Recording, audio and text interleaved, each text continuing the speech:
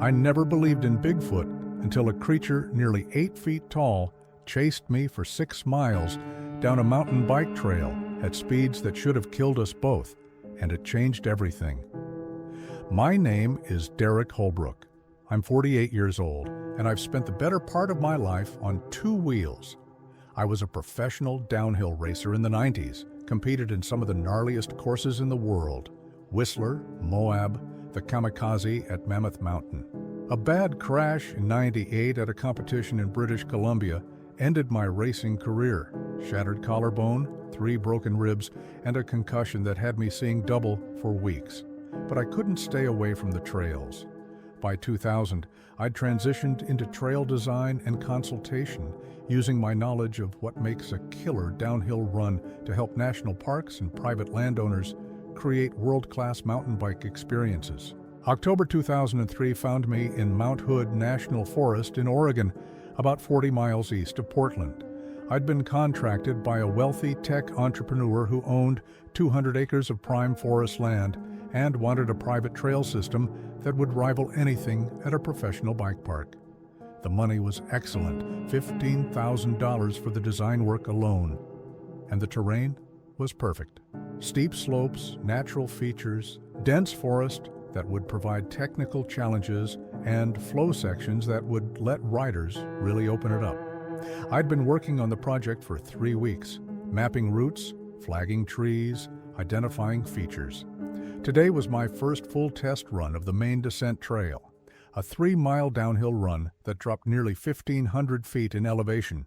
I'd brought my pride and joy.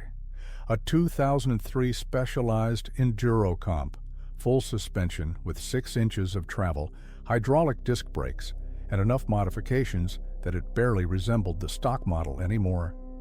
This bike had cost me $4 grand and was worth every penny. My helmet setup was a bit unusual. I'd mounted a VIO POV 1.5 camera on top of my Fox Racing helmet, the same kind of setup extreme sports athletes were using.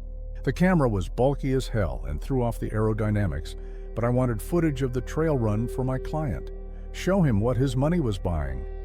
The camera recorded on mini DV tapes gave me about 90 minutes of recording time, and the mount was solid enough to survive the impacts and vibrations of serious downhill riding. I'd parked my 2001 Toyota Tacoma at the bottom of the trail, then driven my client's Jeep Wrangler to the top. He'd given me keys and carte blanche to use his property however I needed. The trailhead started at an old logging road that had been abandoned for decades. Perfect starting point. It was 11:30 in the morning when I clipped into my pedals and started the descent. The October air was crisp, maybe 55 degrees, and the forest was alive with fall colors. Douglas firs mixed with vine maples that had turned brilliant red and gold. The trail conditions were perfect. The ground was tacky from rain 2 days earlier, giving me grip without being muddy. I clicked on the VIO camera and started recording. The first section of trail was what we call flow. Smooth, berm turns that let you carry speed while staying in control. I'd designed it as a warm-up, letting riders get comfortable before hitting the technical features further down. My bike hummed beneath me, suspension soaking up the small bumps and roots. I leaned into the berms, feeling that familiar rush of speed and control that had never gotten old in 20 years of riding. "Looking good," I said aloud, narrating for the camera. First berm section is riding perfectly, transition into the rock garden coming up in 50 feet. The rock garden was a natural feature I'd incorporated into the trail, a 30-foot section of basketball-sized boulders that required precise line choice and timing. I'd ridden it twice during the design phase, knew the line I wanted, hit it at the right speed, right angle, and it would be a blast. Hit it wrong, and you'd be picking granite out of your teeth. I chose my line, weighted my pedals, let the bike float beneath me as the front wheel kissed the first boulder, then the second, the suspension compressing and rebounding in rapid succession. My hands stayed loose on the bars, letting the bike move independently while I kept my body centered. It was a dance I'd done 10,000 times, clean through the rock garden. Perfect. Rock garden rides clean at speed. I narrated, moving into the step-down section. The trail dropped away ahead of me, a 4-foot vertical drop I'd built into the design. Not huge by professional standards, but enough to get your heart pumping. I'd built a small lip at the top to give riders some pop, let them clear the landing zone smoothly. I hit the lip, felt the bike leave the ground, kept my body centered as I flew through the air for maybe 15 feet. The landing was smooth, suspension absorbing the impact. I was grinning inside my full-face helmet. This was going to be an amazing trail. That's when I saw the first sign that something was wrong. There were tracks on the trail ahead of me, fresh tracks, pressed into the tacky dirt. But they weren't deer tracks, or elk tracks, or even bear tracks. They were footprints, huge footprints, easily twice the size of a large man's boot print. I squeezed my brakes, slowing from about 25 miles per hour down to a crawl, unclipped one foot and put it down, staring at the prints. There were several of them, crossing the trail at an angle, heading upslope into denser forest. My first thought was that someone was messing with me. Hoax footprints weren't uncommon in the Pacific Northwest. Every year, some joker with wooden feet or modified boots would create fake Bigfoot prints and get the local news channels excited. But these prints looked wrong for fakes. They were deep, showing real weight distribution. The toes had distinct separation, with what looked like dermal ridges visible in the moist dirt. And they were fresh, made within the last few hours based on how the edges hadn't dried or crumbled yet. "That's weird," I muttered, leaning down to look closer. The VIO camera on my helmet captured my perspective as I examined the prints. Each footprint was at least 16 inches long, maybe 7 inches wide, at the ball of the foot. The stride length between prints was enormous, easily 5 feet. Whatever had made these tracks was tall and heavy. A chill ran down my spine despite the physical exertion of the ride. I'd been working in these forests for 3 weeks, often alone, and I'd never felt uncomfortable. But looking at those tracks, I felt suddenly very aware of how isolated I was. The nearest house was 5 miles away. Cell phone coverage out here was non-existent. I had my 2-way radio in my Camelback, but that only had a range of about 2 miles in open terrain, less in dense forest. I looked up into the forest where the tracks led. Dense undergrowth, ferns and salal bushes, creating a green wall. Couldn't see more than 30 feet in any direction. "Probably just someone playing around," I said aloud, trying to convince myself. Moving on. I clipped back in and continued down the trail, but my relaxed confidence had evaporated. I was hyper-aware now, scanning the forest on both sides as I rode. The fun had drained out of the experience, replaced by a low-level anxiety I couldn't shake. The trail curved left, following the natural contour of the slope. I designed this section to build speed gradually, a long, sweeping turn that would have riders pushing 35 miles per hour by the exit. But I kept my speed down, still uneasy from those tracks. That's when I smelled it. A powerful, musky odor, like wet dog mixed with rotting vegetation and something else I couldn't identify. It was strong enough to smell even while moving, even with the wind of my passage. The smell triggered something primal in my brain, some ancient warning system that predated language. Danger, predator, nearby. I squeezed my brakes harder, slowing to maybe 10 miles per hour. The smell was getting stronger. I was riding toward whatever was creating that stench. And then I heard it. A sound from the forest to my right, something large moving through the undergrowth. Not the careful, quiet movement of a deer or elk. This was heavy, purposeful, crashing through brush without concern for stealth. I stopped completely, both feet down now, straddling my bike on the trail. My heart was hammering against my ribs. Every instinct I had was screaming at me to turn around, to climb back up the trail, to get the hell out of there. The movement in the forest stopped. Silence fell over the woods, that same oppressive, wrong silence you get when predators are near, and every small animal with survival instincts has gone quiet and still. I slowly turned my head toward where I'd heard the movement. My breathing sounded too loud inside my helmet. The VIO camera on top of my head was recording everything, the lens pointed wherever I looked. Through a gap in the salal bushes, maybe 40 feet off the trail, I saw it. A face, partially obscured by foliage, in shadow, but definitely a face. And it was looking directly at me. It wasn't human.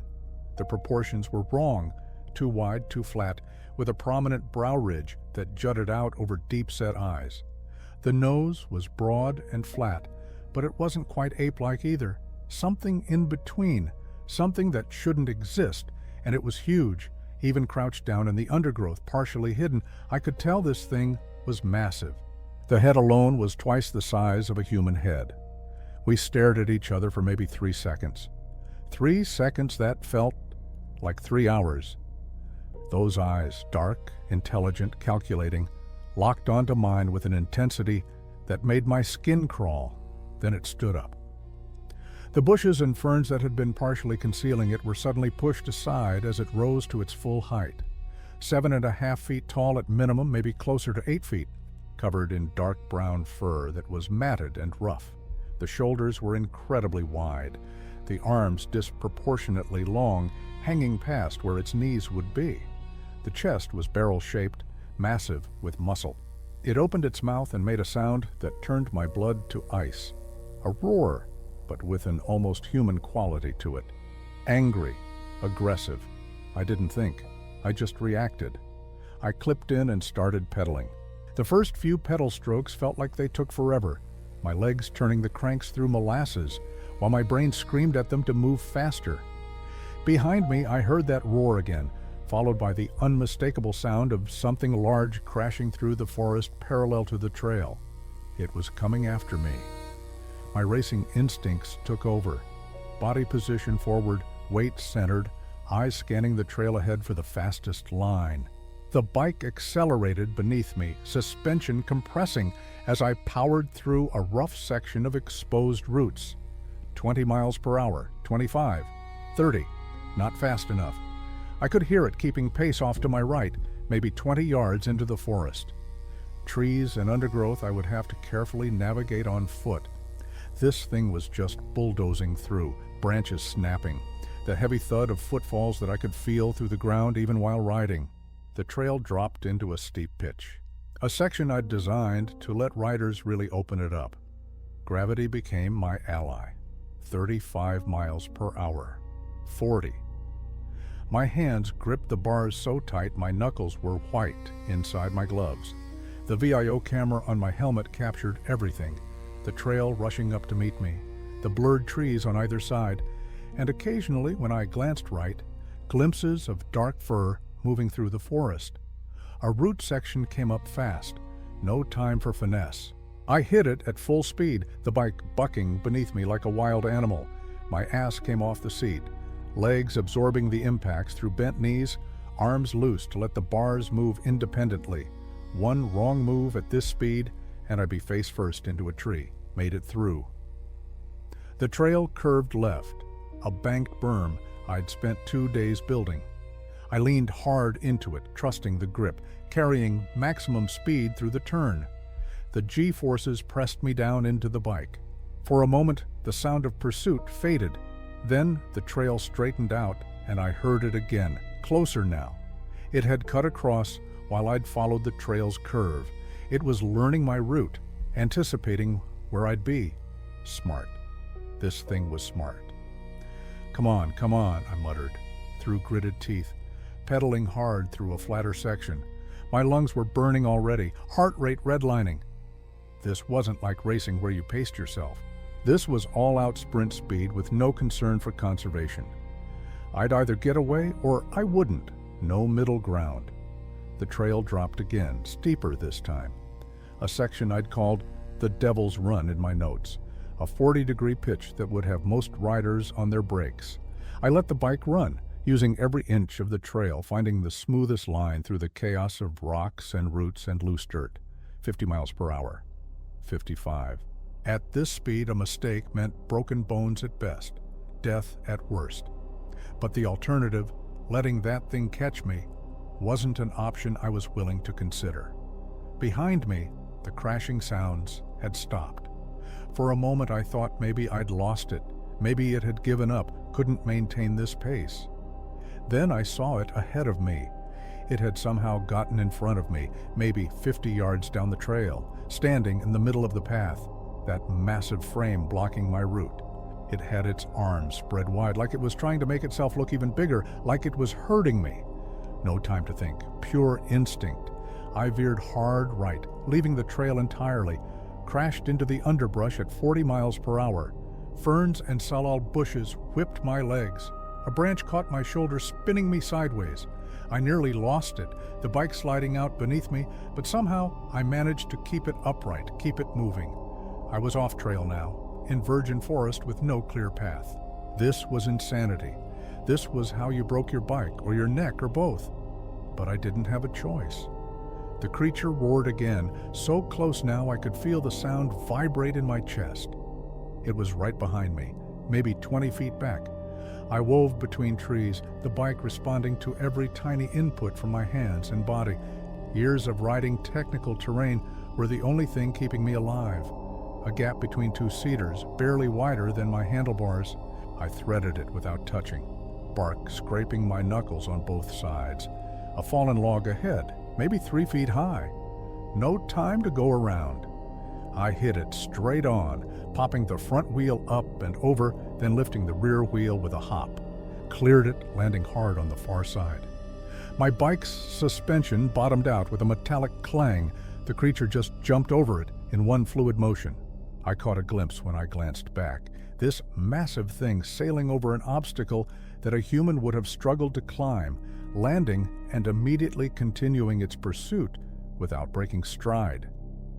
My front tire hit a hidden root and the bike tried to throw me. I fought it, stayed on, kept moving.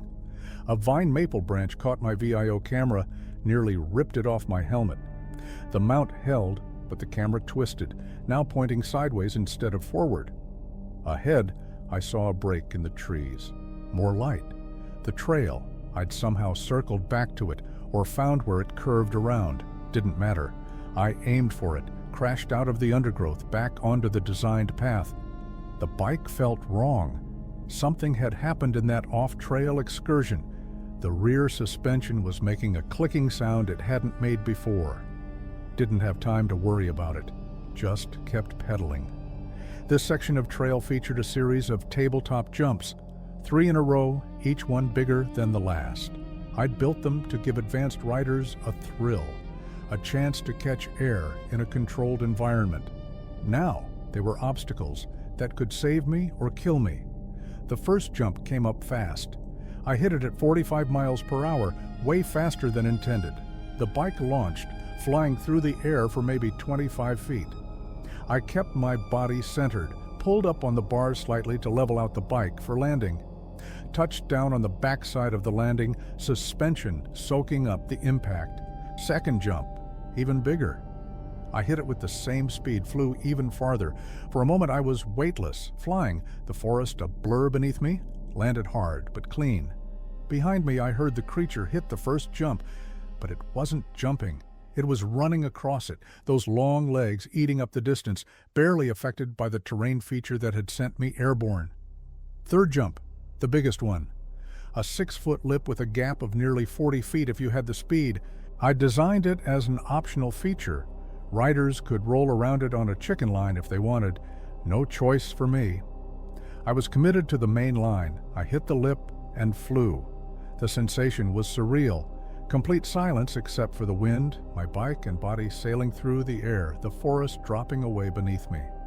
The VIO camera, now twisted sideways on my helmet, captured the ground rushing past below me at a crazy angle. I cleared the gap easily, too much speed if anything, and landed deep on the backside.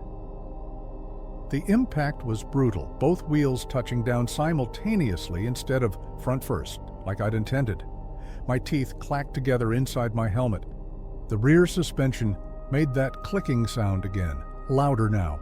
I didn't look back to see what the creature did with the jump. Didn't want to know. Just kept my focus forward, scanning for the next section of trail. A rock garden approached, bigger than the one at the top, refrigerator-sized boulders that required precise navigation. I knew the line. I'd flagged it myself, ridden it twice while designing. Left side of the first boulder, tight squeeze between the second and third, hard right around the fourth. I executed the line at speed, the bike dancing between obstacles with inches to spare. My wheels found grip where there shouldn't be any. My weight shifts perfectly timed. This was what I'd spent 20 years learning to do, made it through clean. Behind me, I heard the sound of the creature hitting the rock garden, but not navigating around the boulders, going through them, over them. The sound of its passage was like a small landslide, rocks shifting and tumbling. My bike's rear suspension was definitely damaged now. The clicking had become a grinding sound, and I could feel the rear end wasn't tracking properly. Every root and rock sent a jarring impact straight to my spine that the suspension should have been absorbing. The trail opened up into a fast section, a former logging road I'd incorporated into the design. Wide, smooth, straight for 100 yards before diving back into tight trees. This was where riders could rest their hands, let the bike run, catch their breath. I used it to check my 6 o'clock. The creature was maybe 30 yards back, loping along on all fours now, or more accurately, on its knuckles and feet like a gorilla. At this gait, it was still keeping pace with me. I was doing 40 miles per hour on a bicycle, and this thing was matching my speed. Impossible. This was impossible. The trail dove back into tight forest, a section I'd called the Pinball Run. Narrow, tight turns, trees close on both sides. I'd designed it to challenge riders' bike handling skills at lower speeds. I hit it at 45. Pure survival instinct guided me. Left turn so tight my pedal nearly clipped a tree trunk. Immediate right turn even tighter. A chicane section where I had to shift my weight. Left, right, left in rapid succession.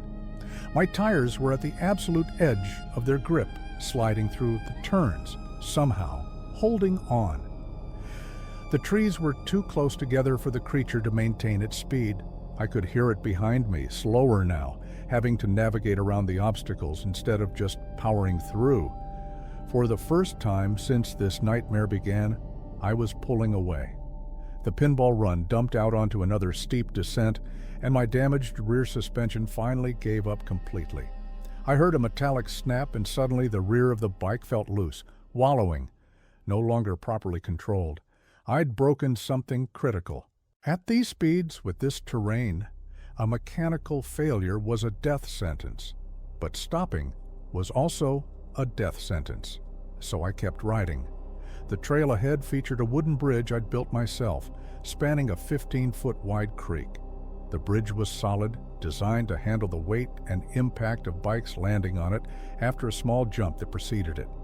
I hit the jump, flew through the air, landed on the bridge. The wood boomed beneath my impact.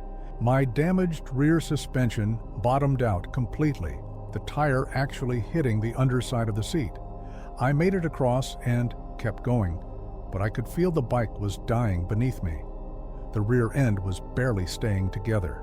Behind me, I heard the creature reach the bridge, heard the wood groan and crack under a weight it was never designed to support, the sound of splintering timber.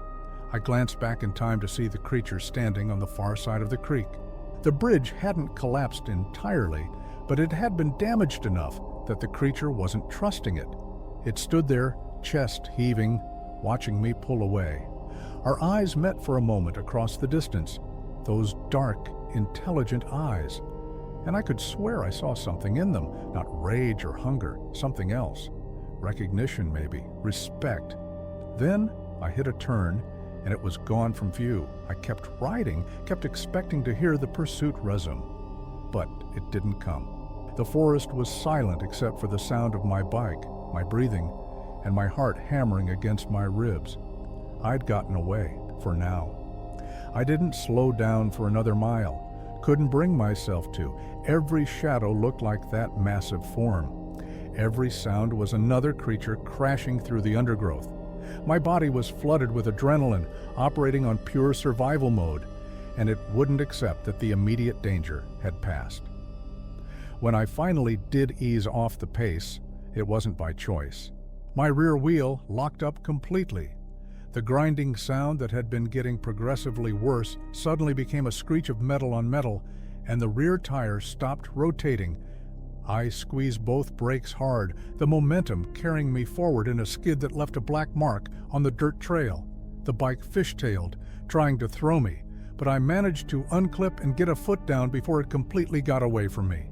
I stood there for a moment, straddling the bike, breathing so hard I thought I might pass out.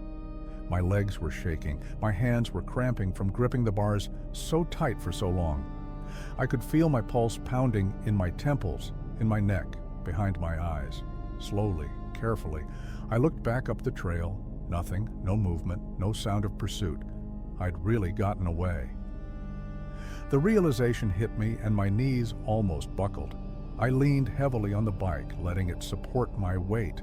A laugh bubbled up in my chest, but it came out sounding half like a sob. Shock, probably, or the beginning stages of a complete psychological breakdown. Hard to tell the difference. "Okay," I said aloud, my voice hoarse and shaky. "Okay, you're alive. You're okay. Deal with the bike." I knelt down to examine the rear suspension. The diagnosis was bad. The linkage that connected the rear triangle to the main frame had sheared completely. One of the bolts had snapped, probably from the impact when I'd landed from that big jump, and the constant stress had finished the job. The rear wheel was now jammed at an angle that made it impossible to rotate. This bike wasn't going anywhere under its own power. I pulled out my Camelback's drink tube and took a long pull of water. My mouth was desert dry, throat raw from breathing so hard. The water helped, but what I really needed was about a gallon of it and somewhere safe to collapse for an hour. I checked my watch. It was 1:15 in the afternoon. I'd been on the trail for less than 2 hours total, though it felt like I'd lived a lifetime since I'd started this ride. My Tacoma was parked at the bottom of the trail, maybe 3 miles away by trail distance. But with a broken bike, that might as well be 30 miles. I'd have to walk it out, pushing a 40-pound bike with a seized rear wheel through terrain that was challenging enough to ride. Or I could stash the bike and hike out, then come back for it later with my truck. I looked back up the trail again, half expecting to see that massive form barreling down toward me. Still nothing. But the thought of leaving my $4,000 bike alone in the forest, even hidden, made me uncomfortable. Plus, I'd need the bike as evidence. The damage to it, combined with the video footage from the VIO camera, would help prove this wasn't just some story I'd made up. The camera. Jesus, the camera had been recording this whole time. I reached up and felt the mount on my helmet. The camera was still there, twisted at a weird angle from when that branch had caught it. But the red recording light was still on. It had captured everything. The initial sighting, the chase, the jumps, all of it. Proof. I had proof that Bigfoot was real. The thought should have filled me with excitement, validation, vindication. Instead, I just felt sick. Because proof meant I'd have to relive this, meant having to explain to people what had happened, meant admitting that I'd been chased down a mountain by a creature that wasn't supposed to exist. I straightened the camera as best I could and turned it off. The mini DV tape had plenty of footage, more than enough. "All right, Derek," I muttered to myself, "time to get the hell out of here." I started pushing the bike down the trail. The seized rear wheel dragged, creating a constant scraping sound that set my teeth on edge. Every 10 feet or so, I had to lift the rear end and reposition it. It was exhausting work, and my already depleted energy reserves were draining fast. The trail here was less steep, a gradual descent through old-growth forest. Under normal circumstances, this would be a beautiful section to ride. Flowing turns, natural features, the kind of terrain that reminded you why you loved mountain biking. Now it was just an obstacle course I had to navigate while pushing a broken bike and looking over my shoulder every 30 seconds. I'd made it maybe a quarter mile when I heard them. Vocalizations, coming from multiple directions. They weren't like the roar I'd heard from the first creature. These were lower, more complex, A series of whoops and grunts and what almost sounded like clicks. And they were answering each other. One call from upslope to my left, an answer from downslope to my right, a third from somewhere behind me. They were coordinating, communicating. There was more than one of them, and they were surrounding me. I abandoned the bike immediately, just let it fall to the trail. Unclipped my camelback and grabbed the essentials, water, the two-way radio, my multi-tool, and the VIO camera that I yanked off my helmet mount.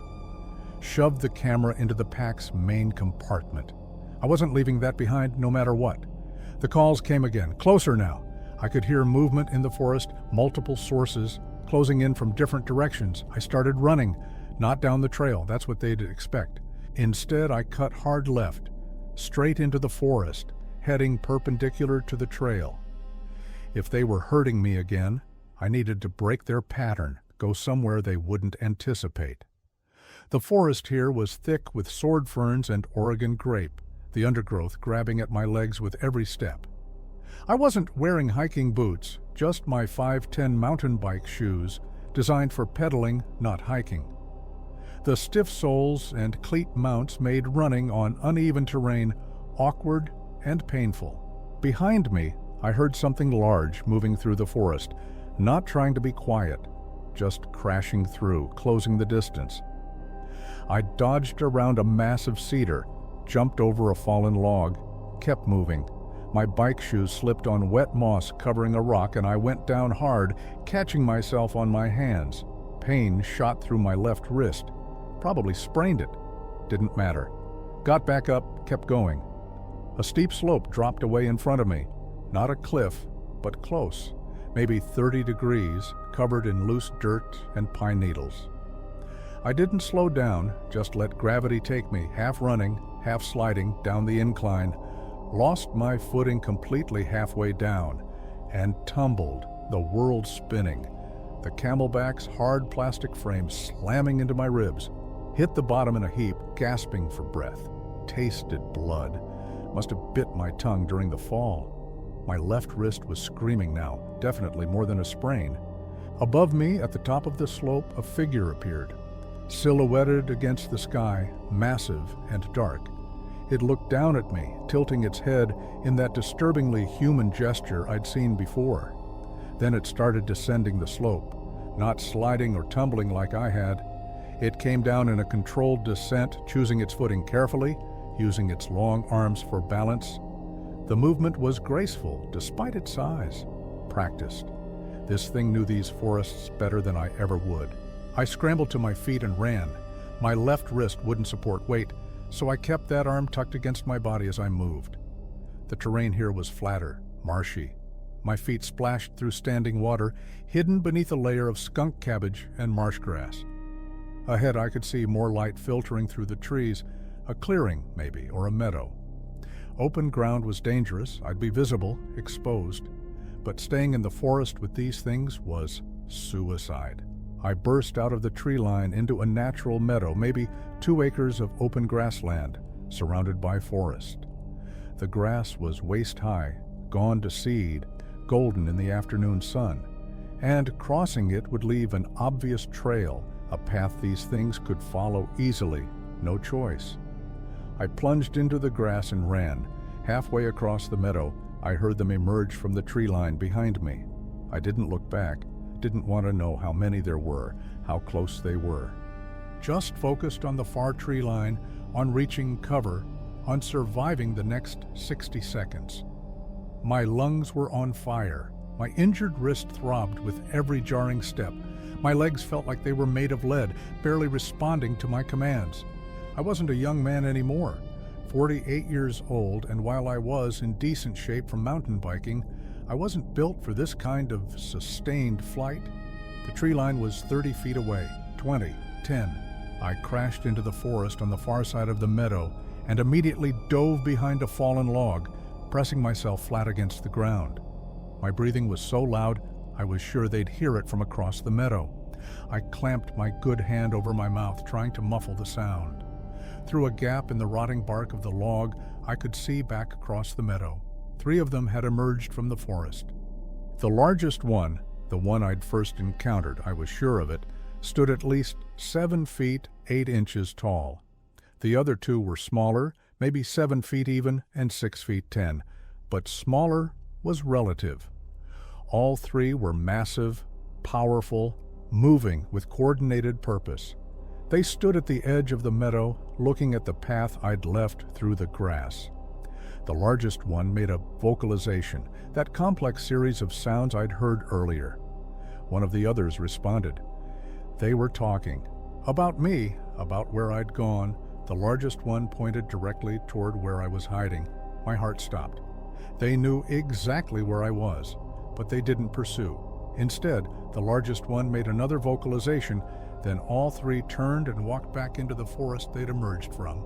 Within seconds, they disappeared, leaving only swaying grass to mark their presence.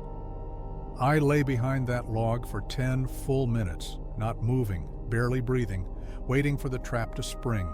This had to be a trick. They were circling around, cutting off my escape, getting into position for an ambush.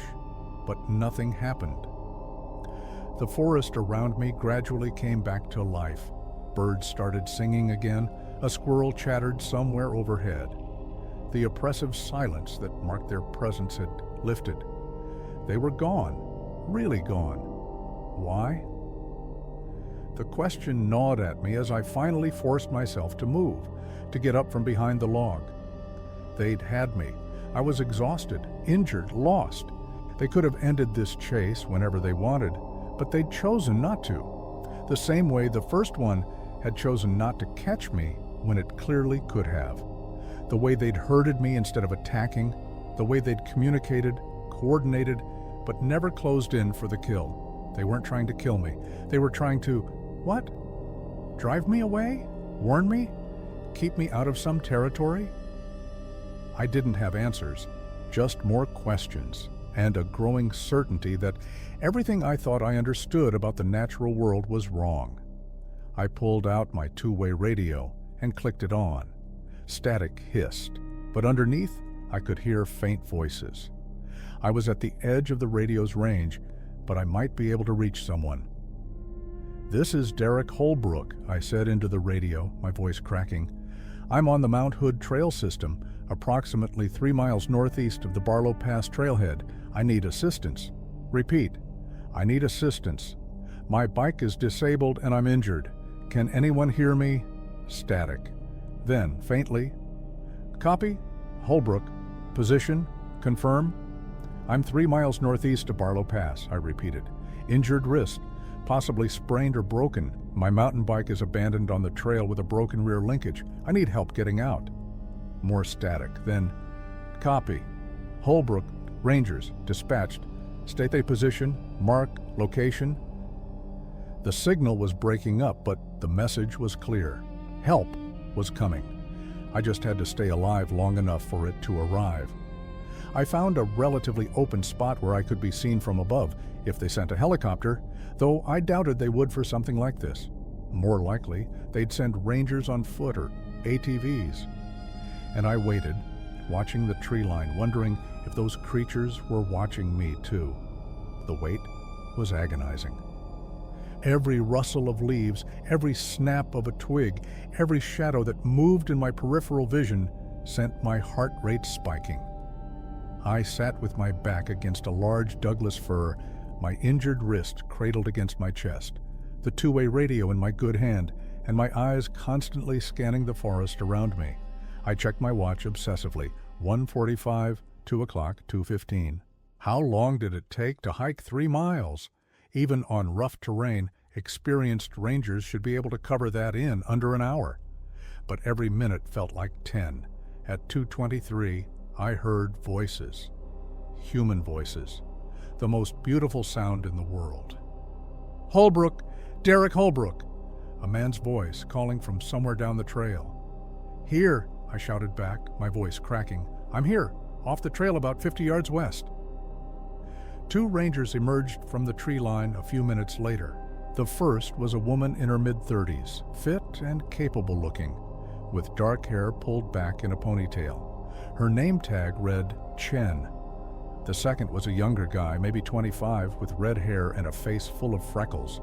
His tag said Morrison. "Mr. Holbrook?" Chen asked, approaching with her first aid kit already open. "We got your call. What's your status?" "Left wrist," I said, holding it up. It had swollen to almost twice its normal size and was turning an ugly purple-black color. Probably broken, some scrapes and bruises. But I can walk. "What happened?" Morrison asked, pulling out a water bottle and handing it to me. "Your radio message said your bike was disabled?" I took a long drink, buying myself a few seconds to think. What was I going to tell them? The truth? That I'd been chased down a mountain by a family of Bigfoot? They'd think I was crazy. Worse, they'd think I was lying to cover up my own stupidity, going too fast, crashing, breaking my bike and my wrist, then making up a story to avoid embarrassment. "I was testing a trail I designed," I said carefully. "Came across something on the trail, something large. It spooked me, and I went off course, pushed too hard trying to get away, broke my rear suspension linkage, crashed, and injured my wrist." "Something large?" Chen repeated, examining my wrist with practiced efficiency. She was gentle, but even her light touch sent jolts of pain up my arm. "Bear? Cougar?" "I'm not sure what it was," I said, which was technically true. I wasn't sure what they were, beyond the general category of shouldn't exist. Morrison was looking at me with that expression I'd seen before, the one that said he thought I was a city boy who'd panicked at seeing a black bear. I'd been a professional mountain biker and trail designer for years, but to him, I was probably just another tourist who didn't belong in the forest. "Your bike is still on the trail?" Chen asked, wrapping my wrist in an elastic bandage from her kit. "We should retrieve it on the way out." "Yeah, about a quarter-mile back up the trail from here," I said. "I had to abandon it when the rear wheel seized up completely." "All right. Morrison will get the bike. I'll help you back to the trailhead. We've got a vehicle there. We'll take you to Hood River Memorial for x-rays on that wrist." Chen stood and offered me her good hand. I let her help me up, my legs protesting after sitting for so long. Everything hurt, my wrist most of all, but also my ribs where I'd tumbled down that slope, my legs from the sustained effort of the chase, my shoulders from gripping the handlebars in a death grip for miles. Morrison headed up the trail to retrieve my bike while Chen and I started the slow walk back towards civilization. She kept up a steady stream of questions. Was I dizzy, nauseous, having trouble seeing clearly, any numbness or tingling in my extremities? Standard concussion protocol. I answered everything honestly. No concussion, just exhaustion and the wrist injury. "You're lucky," she said after a while. "These forests can be dangerous, especially when you're alone. We get a lot of calls from mountain bikers who get in over their heads." "Yeah," I said quietly. "Lucky." We walked in silence for a few minutes. The trail here was the section I'd designed as a gradual descent, easy to navigate on foot. In other circumstances, I'd be analyzing it, thinking about tweaks and improvements. Now I was just putting one foot in front of the other and trying not to think about what had chased me down this same trail a few hours ago. "Chen," I said suddenly, "you ever hear about Bigfoot sightings in this area?" She glanced at me and I saw something flicker across her face. Not dismissal or mockery, something else. Wariness, maybe. "Why do you ask?" "Just curious. This is Bigfoot country, right? I've heard the stories." "There are stories all over the Pacific Northwest," she said carefully. "Most of them are just that, stories. People see a bear standing on its hind legs, or a guy in a costume, or shadows and light playing tricks. Their imagination fills in the rest. But some aren't just stories," I pressed. "Some people really see something." Chen stopped walking and turned to face me. Her expression was serious now, professional mask slipping slightly. "Mr. Holbrook, did you see something out there? Something specific?" I hesitated. This was the moment. I could tell her the truth, show her the video footage, make it official. Or I could keep my mouth shut, deal with this privately. "I saw something I couldn't identify," I said finally. "Something large and dark. moving through the forest parallel to the trail. I got spooked and made some bad decisions as a result. She studied my face for a long moment, like she was trying to decide if I was telling the truth or covering something up. If you did see something unusual, she said quietly, you wouldn't be the first. We get reports, not often but regularly enough that we take them seriously. Most rangers who've worked these forests for any length of time have stories, things they've seen or heard that don't fit the standard wildlife categories. Do you have stories? I asked. Another pause, then, 3 years ago, I was doing a solo patrol near Lookout Mountain. It was early morning just after dawn. I found tracks, barefoot prints, but huge, easily 17 inches long. The stride length was over 6 feet. I followed them for maybe a quarter mile before they went up a slope too steep for me to safely climb. What did you think they were? I don't know, she said, and that's the official answer too. Unknown. We documented them, took photos and measurements, filed a report. Nothing came of it, but I know what I saw. Those weren't bear tracks. They weren't human tracks. They were something else. We started walking again, both of us lost in our own thoughts. It was strangely comforting to know I wasn't alone in this, that other people had seen things they couldn't explain. Morrison caught up with us about 20 minutes later, pushing my broken bike. He'd already examined the damage. That linkage is completely trashed, he said. Must have been one hell of a crash. It was, I said simply. The rest of the hike out was uneventful. We reached the trailhead around 4 o'clock.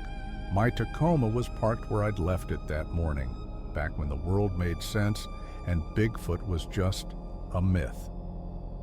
Chen helped me into the Ranger's vehicle, a newer model Ford Explorer with the Forest Service logo on the side, while Morrison secured my bike in the truck bed. They drove me the 45 minutes to Hood River Memorial Hospital, Chen making small talk about the area, the trails, the tourism industry. Normal conversation that felt surreal after what I'd experienced. At the hospital, X-rays confirmed what we'd all suspected.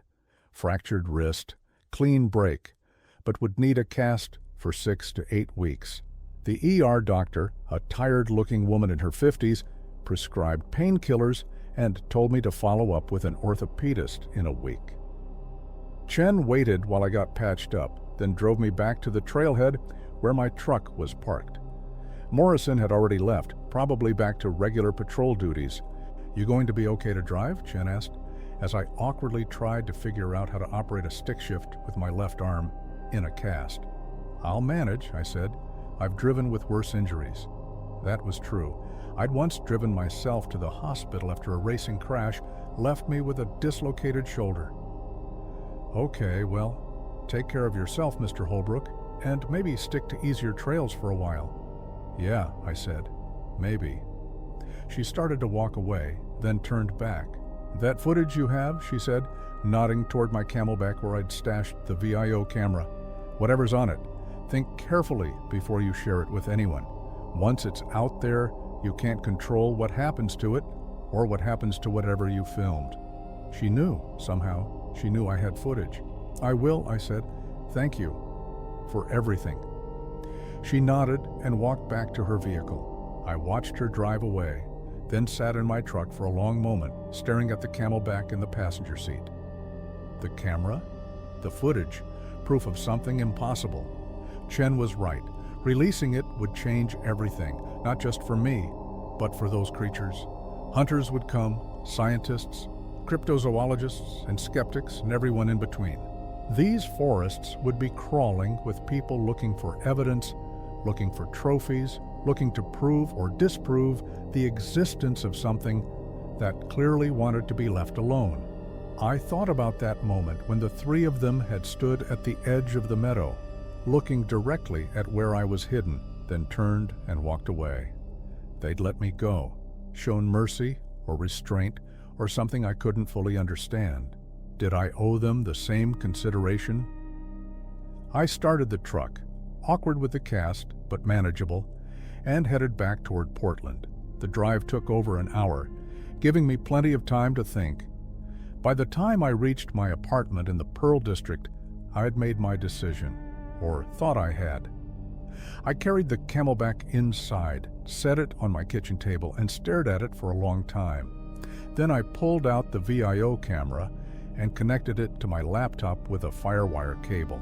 The mini DV tape had been recording on and off all day, the camera automatically stopping and starting as the tape filled and rewound over itself.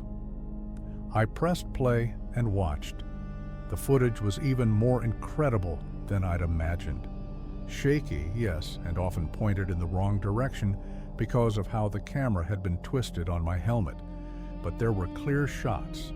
The initial encounter, that face looking at me through the foliage, then standing to its full height. The chase through the forest, with multiple glimpses of a massive dark form keeping pace off to the side of the trail. The moment on the bridge when it had stopped pursuing, and finally, the three of them at the edge of the meadow, their size and power unmistakable even at a distance. This wasn't some blurry, ambiguous footage like the Patterson-Gimlin film. This was clear modern video with good lighting and multiple angles. This was proof. And I had no idea what to do with it. My phone rang, making me jump. I checked the caller ID, my client, the tech entrepreneur who'd hired me to build the trail system. I answered, "Hey, Richard." "Derek, how'd the test run go? Get some good footage for me?"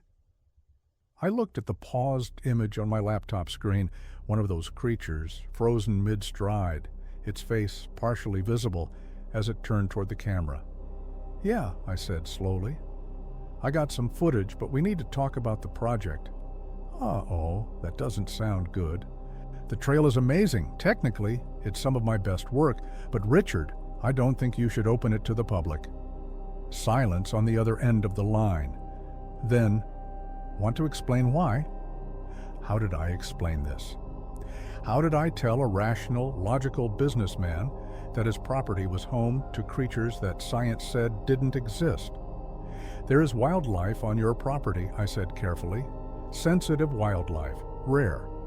Opening the trail to heavy use could disturb them, possibly drive them away, or worse." "What kind of wildlife? We're talking bears? Spotted owls? What?" "I can't say specifically. But Richard, trust me on this. Your property is special. What's there needs to be protected, not turned into a bike park." Another long pause. "You're serious about this?" "Completely serious." "All right," he said finally. "Send me what you've got. I'll review it and we'll talk. But Derek, I've got a lot of money invested in this project. If we're going to shut it down, I need a damn good reason." "You'll have one," I promised. We hung up, and I sat staring at the laptop screen. What was I going to send him? The footage? Part of it? None of it? The responsible thing would be to show him everything. Let him make an informed decision about his own property. But responsible to whom? To Richard? To science? To the public? Or to three creatures who'd shown more restraint and intelligence than most humans I knew? I thought about that for a long time. Then I started editing the footage. I worked on the footage until 3 in the morning, my eyes burning from staring at the laptop screen, my broken wrist throbbing despite the painkillers. The editing software I used was basic, Adobe Premiere 6, 5, standard for 2003, but it was enough for what I needed to do. I created 2 versions. The first version was for Richard. It showed the trail itself, the technical features, the flow sections, the jumps and rock gardens. Showed my bike handling, the way the trail rode, the natural beauty of the forest. But every shot that showed the creatures, I cut. Every vocalization I heard on the audio track, I muted or covered with music.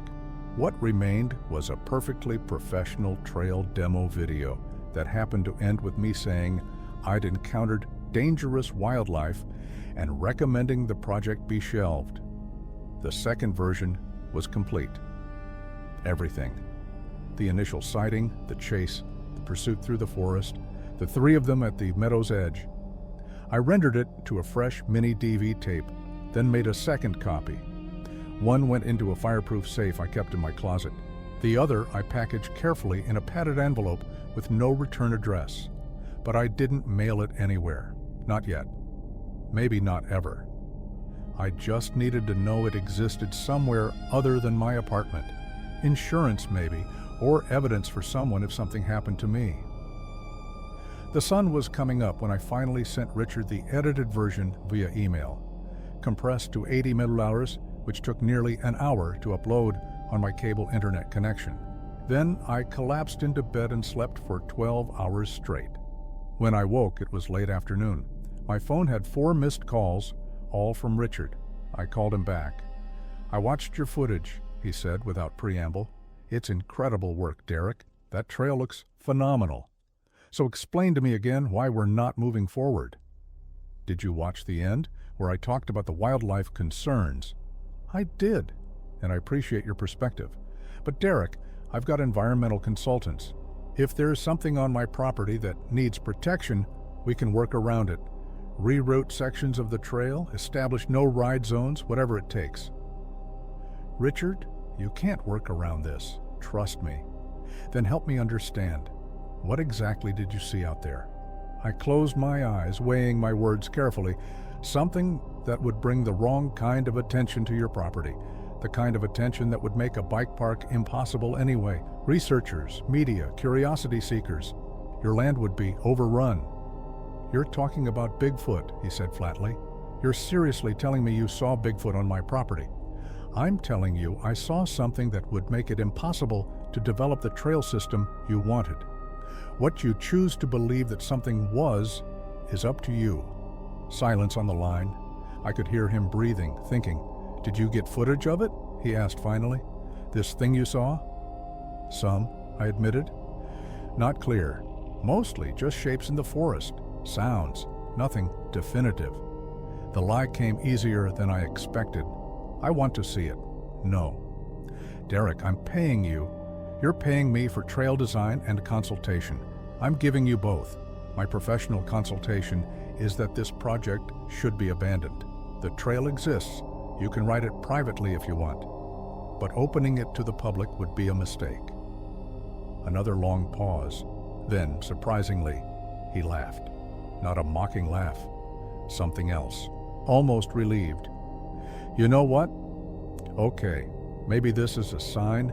My wife's been on me about this project since day one. Says I'm having a midlife crisis, trying to recapture my youth. Maybe she's right." He sighed. "All right, Derek, project's dead. I'll send your final payment, but I want you to know I think you're crazy." "That's fair," I said. We hung up, and I felt a weight lift from my shoulders. One problem solved. The trail would remain private, essentially abandoned. Richard would ride it occasionally, but without maintenance. It would gradually be reclaimed by the forest. The creatures would have their territory back. But that still left the question of the footage. What to do with it? I spent the next week recovering, my wrist healing slowly in its cast. I couldn't ride, couldn't work, could barely function with one hand. It gave me a lot of time to think. I watched the complete footage dozens of times, studying every frame. The more I watched, the more details I noticed. The way the creatures moved, coordinated, purposeful, but not aggressive. The vocalizations that clearly served as communication. That moment when the largest one had pointed toward the cave where my bike was, then turned away. They hadn't been hunting me. I was sure of that now. They'd been doing something else. Escorting me, herding me away from something, testing me. I'd never know for certain. But I was convinced of one thing. These weren't just animals. They were intelligent, possibly as intelligent as humans, just living in a completely different way. And they deserved to be left alone. 2 weeks after the incident, I got a call from Ranger Chen. She'd gotten my number from the incident report. "Mr. Holbrook, I wanted to check in, see how you're recovering." "Cast comes off in a few more weeks," I said. "Should be back to normal eventually." "Good, that's good," she paused. "I also wanted to ask if you'd made any decisions about that footage you took." "How did you know I had footage?" "You were wearing a helmet camera. I saw the mount. And you had that look, the look people get when they've seen something they can't explain. Usually they either can't wait to tell everyone, or they can't bear to tell anyone. You seemed like the second type." I'm still deciding, I said honestly. Can I give you some advice from someone who's been in a similar position? Please. Whatever you saw out there, it survived this long by staying hidden, by being careful, by avoiding us. If you expose it, that changes. Suddenly everyone's looking for it. Hunters want trophies, scientists want specimens, the government gets involved. And the thing you saw, its life gets infinitely more complicated, possibly shorter. You think they deserve protection, I said. You think they're worth protecting? I think if something's managed to stay successfully hidden for thousands of years, there might be a good reason. And I think humans have a pretty terrible track record when it comes to leaving things alone that we don't understand. She was right. I knew she was right. There's another consideration, she continued. If you release that footage, your life changes too. You become the Bigfoot guy. Every decision you make, every word you say, gets filtered through that lens. Some people will believe you, most won't. Some will think you're a liar, others will think you're crazy, your professional reputation could suffer. Job opportunities dry up. It's not an easy path. You sound like you're speaking from experience. I showed my photos to a colleague once, just the footprint photos, nothing more. Within a week, it was all over the ranger station. Half the people thought I'd faked them, the other half thought I was gullible. It took years to rebuild my credibility. She sighed. I'm not saying don't release your footage. I'm saying make sure you understand the consequences before you do. After we hung up, I sat with my laptop for a long time, the complete footage queued up and ready to export. One click and I could upload it to the internet. By 2003 standards, it would take hours, maybe a full day, to upload a 90-minute video. But once it was out there, it would spread. Message boards, email chains, eventually mainstream media. The footage was too clear, too compelling to ignore. I could change the world, prove that Bigfoot was real, vindicate every person who'd ever been laughed at for reporting a sighting, or I could protect something rare and precious, keep a secret that maybe deserved to be kept. My cursor hovered over the delete button. I thought about those eyes looking at me through the forest. The intelligence there, the restraint, they could have killed me easily. Instead, they'd let me go. I clicked delete. The computer asked me to confirm.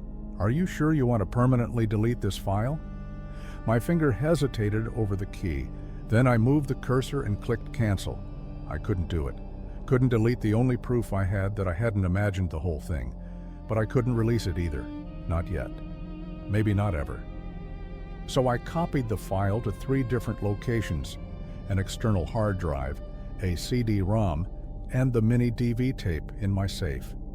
Then I encrypted the digital files with a password only I knew, and then I tried to move on with my life. The cast came off 6 weeks later. Physical therapy was brutal, but I stuck with it. By spring of 2004, I had most of my grip strength back, could ride a bike again, though the wrist was never quite the same. Little twinges of pain when the weather changed, stiffness in the morning. I took smaller contracts after that, nothing too remote, nothing that required solo work deep in the backcountry. I told myself it was about the wrist, about being practical as I got older. But I knew the truth. Those forests had changed for me. They weren't safe playgrounds anymore. They were home to something ancient and unknown, and I was just a visitor who'd overstayed his welcome. I never went back to Mount Hood National Forest, never contacted Richard again about his property. That trail I designed with such care remained abandoned, gradually disappearing under new growth and fallen leaves. Sometimes I'd see news stories about Bigfoot sightings, grainy photos, obvious fakes, people trying to cash in on the mystery. Part of me wanted to step forward, to show my footage and settle the question once and for all. But I never did, because Chen had been right. Some secrets deserve to be kept. Years passed. 2004 became 2005, then 2006. The technology changed. The VIO POV camera I'd used was obsolete, replaced by GoPro and other action cameras with better quality and smaller form factors. Mini DV tapes gave way to digital storage. The world moved on. But I never forgot that October day in 2003. Never forgot the sound of something massive crashing through the forest behind me. Never forgot those eyes watching me from the shadows. Never forgot the moment when I realized that the world was stranger and more wonderful than I'd ever imagined. I kept the footage safe, checked on it every few months to make sure the files were still readable, the tape still playable. My insurance policy against doubt. Proof that I wasn't crazy, that it had really happened. In 2010, 7 years after the incident, I got a package in the mail. No return address. Inside was a newspaper clipping from a small Oregon paper dated 2 weeks earlier. The headline read, "Local trail designer discovers rare wildlife habitat." The article was about Richard, my former client. He'd donated his 200 acres to a wildlife conservation trust, establishing it as a protected area where development would be permanently prohibited. The article quoted him saying that a professional consultant had identified the property as home to sensitive and potentially undiscovered species that warranted protection. Tucked into the newspaper clipping was a handwritten note on Forest Service letterhead. I recognized Ranger Chen's handwriting. "Thought you'd want to know? Some secrets stay secret. Some places stay protected. Thank you for making the right choice, AC." I sat in my living room holding that note and felt something release in my chest. A tension I'd been carrying for 7 years without fully realizing it. I'd made the right choice. The footage stayed locked away. My secret kept safe. And somewhere in those protected forests, a family of creatures that shouldn't exist continued their lives, undisturbed by the humans who would never know they were there. I'm 61 years old now as I write this in 2016. My mountain biking days are mostly behind me. The wrist never fully recovered, and neither did my nerve. I still work as a consultant occasionally, but only on established trails, never on new designs in remote locations. People sometimes ask me if I believe in Bigfoot. If I think the stories are real, I always say the same thing. I believe the forests are full of mysteries. Some of them are better left unsolved. They usually laugh, thinking I'm being philosophical or poetic. They don't know that I'm being absolutely literal. I never believed in Bigfoot until October 2003, when 3 of them chased me down a mountain on my bike and then chose to let me live. That experience changed everything. Changed how I saw the world, how I understood my place in it, how I thought about what was possible and impossible. The footage still exists. I check on it once a year, on the anniversary of that October day. Make sure the files are backed up, the tape is stored properly. Part of me hopes I'll never need to use it, never need to prove what happened. But another part of me is grateful it exists. Because on the hard days, when the world feels too known and too mapped and too understood, I can watch that footage and remember. There are still mysteries out there, still wild places, still things that science hasn't cataloged and cameras haven't captured and human understanding hasn't diminished. And some of those mysteries look back at you with intelligent eyes, make choices about whether to harm or help, and then disappear back into the forest like smoke. I was chased by Bigfoot on a mountain bike trail in October 2003. I have proof, and I'll never show it to anyone. That's my story, that's my secret, and that's how it's going to stay, because I owe them that much.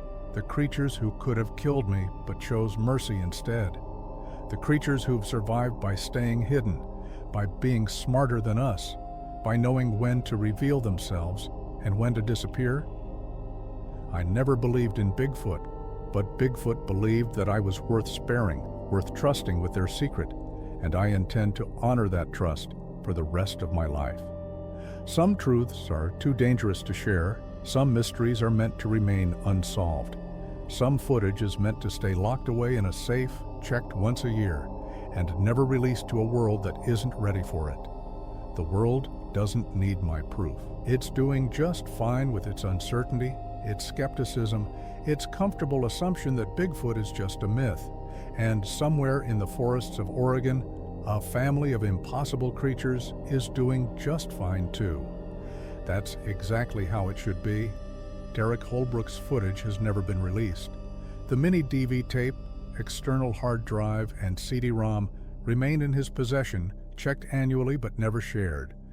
Richard Trent's property remains protected land. Ranger Amanda Chen retired from the Forest Service in 2014, and the trails of Mount Hood National Forest continue to wind through forests that hold secrets older than any human can imagine. Some stories are true whether or not anyone believes them.